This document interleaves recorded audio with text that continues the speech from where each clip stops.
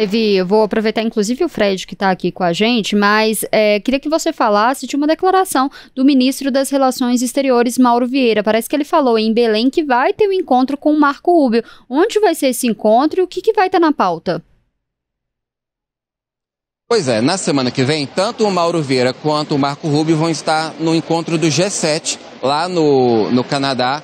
E existe essa perspectiva, ainda não está marcado oficialmente esse encontro, mas existe essa perspectiva, né, por parte do Mauro Vieira de ter mais uma reunião com o Marco Rubio para tentar avançar nessas negociações sobre o tarifaço de 50% sobre as exportações brasileiras. Seria o primeiro encontro entre chefes de primeiro escalão dos dois governos, depois daquela reunião entre o presidente Lula e o presidente Donald Trump lá na Malásia, no final de outubro.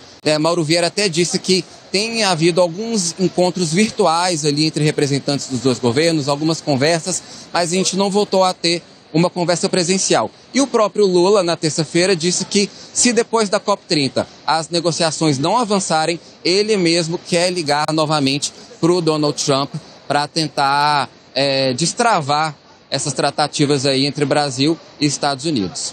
E aí, Fred, no meio dessas negociações de tarifaço, o presidente Lula também vai à comunidade de estados latino-americanos e caribenhos e pretende discutir a crise da Venezuela. O que a gente pode esperar?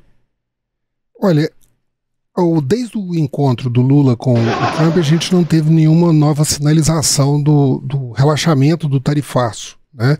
E então essa negociação voltou a ser uma negociação de caráter mais técnico, indo a passos mais lentos. E, infelizmente, essa sinalização de aproximação com o Nicolás Maduro é um sinal que vai na direção contrária aos interesses de Donald Trump, né?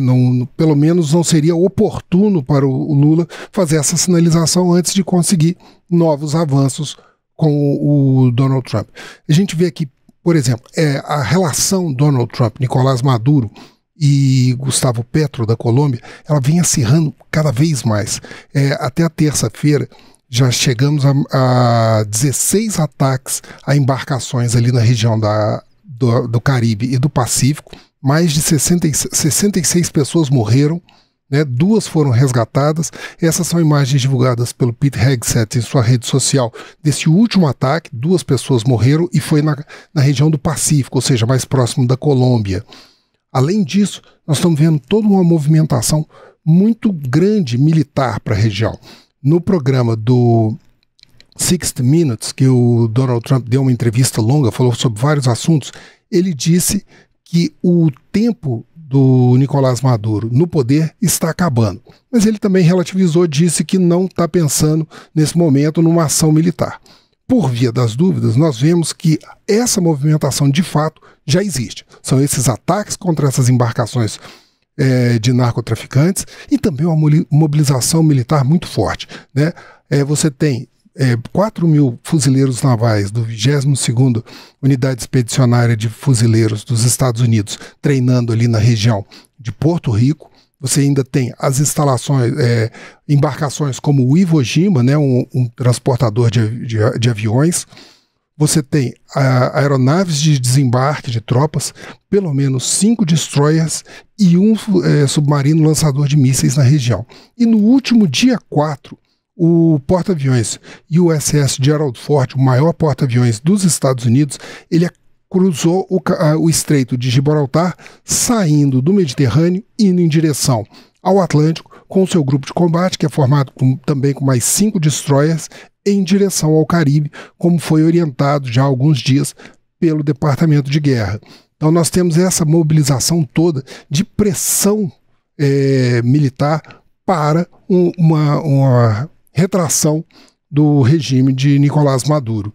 Então, essa viagem do Lula para uma declaração de apoio ao Nicolás Maduro atende essas relações dele, né, essa perspectiva de uma visão de uma construção do Sul global, sim, né, é coerente com o discurso de política externa do Brasil recente, né, do governo dele, e também dialoga muito com o eleitorado específico, né, de sustentação daqui no Brasil para o Lula. Mas o momento diante das negociações que nós estamos com os Estados Unidos em relação às tarifas, pediria uma outra abordagem em relação a esse assunto. Quero aproveitar você que está aqui nos acompanhando a participar da nossa enquete. A gente perguntou hoje como que você avalia que vai ser essa cúpula dos líderes na COP30, se vai ter um resultado efetivo ou não. Vou dar o resultado parcial da nossa enquete. Por enquanto, 83% das pessoas que votaram estão bastante descrentes, estão falando que não vai ter impacto nenhum ali na preservação ambiental e só 17% acredita que sim, que essa reunião de hoje pode trazer algum compromisso de fato factível. Mas só para a gente fechar esse tema, eu quero chamar a Larissa lá de Brasília. Larissa, a gente está falando de COP30, mas o presidente Lula já tem muitos desafios no horizonte para depois dessa conferência. O que o Lula vai ter que resolver? Olha, Letícia, para começar falando a respeito da sanção do projeto de lei, né, aprovado pelo Congresso Nacional ontem, que prevê isenção de imposto de renda para quem ganha até R$5 mil. Então, esse projeto foi aprovado, seguiu para a sanção do presidente Lula, e a gente segue aguardando se essa sanção vai ocorrer enquanto ele estiver lá em Belém, ou se vai ser necessário aguardar a volta do presidente para Brasília para a gente ter essa sanção.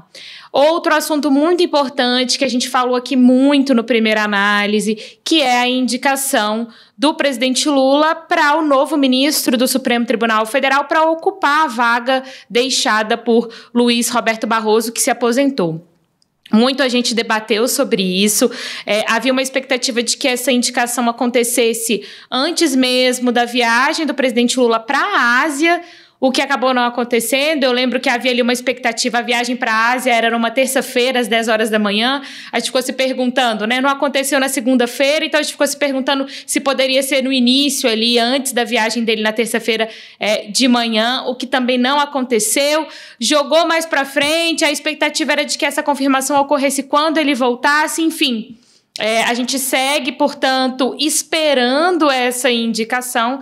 Ao que tudo indica, vai ser mesmo o advogado-geral da União, o Jorge Messias, mas Lula ainda queria acertar ali alguns detalhes com o presidente do Senado, Davi Alcolumbre, em função da defesa que o presidente do Senado faz para que o indicado seja o senador Rodrigo Pacheco. Além disso, e só para citar alguns temas, né, Letícia e Fred, todo mundo que está nos acompanhando, a questão da segurança pública também depois da operação no Rio de Janeiro na semana passada. Digo isso por quê, né?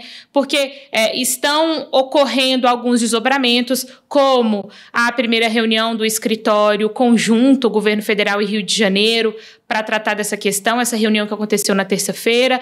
Temos também uma articulação que precisa ser feita pelo governo junto ao Congresso Nacional, né? Para que a PEC da segurança, de fato, tramite, como o próprio presidente da Câmara anunciou, que teria ali o relatório, o parecer apresentado em 4 de dezembro, mas o governo também precisa ali dessa negociação, dessa articulação, para evitar que outras propostas que não contam com o apoio do governo federal, para que elas não tenham ali uma tramitação acelerada, por exemplo, lá no Congresso Nacional. Isso para dizer alguns dos temas, né, Letícia, mas claro que esse retorno também do presidente Lula, outros desafios e, claro, ligados, por exemplo, à questão do meio ambiente, né? A gente ouvia o Levi falar mais cedo, o governo também vai precisar lidar com os desdobramentos das críticas em relação a ter a questão da exploração do petróleo na foz do Amazonas, né? Essa pesquisa que foi liberada pouco antes da COP30. Então, muitos assuntos, muitos possíveis desdobramentos, mas a gente destacando aqui para quem nos acompanha alguns deles, né, Letícia?